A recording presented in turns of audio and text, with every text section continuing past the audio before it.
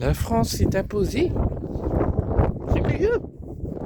Eh ben oui, la France s'est imposée 2-0 contre l'Allemagne cet après-midi.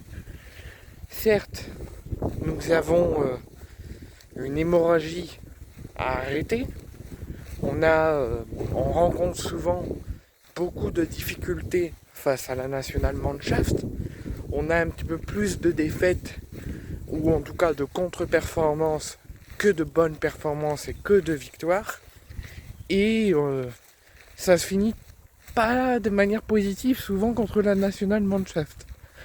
Et dont on restait sur 2 défaites contre eux il y a plus de 3 mois maintenant, en mars dernier, dont un match à Dortmund.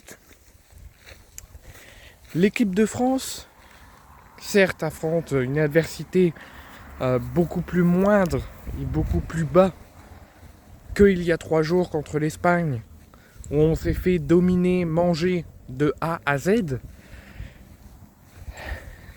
alors qu'on a eu les occasions, qu'on a fait une entame parfaite, qu'on a eu les opportunités d'ouvrir le score et de faire douter les Espagnols avant qu'ils mettent leur jeu et leur système en place, parce qu'une fois qu'ils le mettent, si t'as pas su en profiter avant qu'ils ne l'avaient pas encore mis, après t'es mort.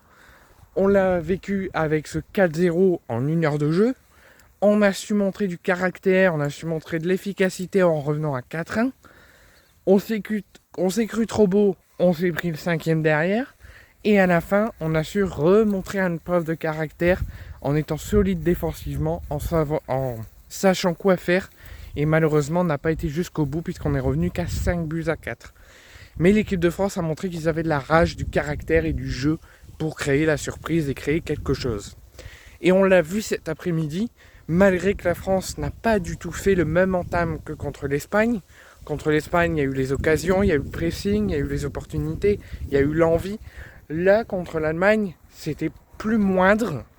La National Mannschaft c'était quasiment la même entame. Ce que l'Allemagne a fait en début de match, c'est ce que la France a fait en début de match contre l'Espagne. 15-20 minutes exceptionnelles, les occasions, les contres, les centres, le pressing, le jeu.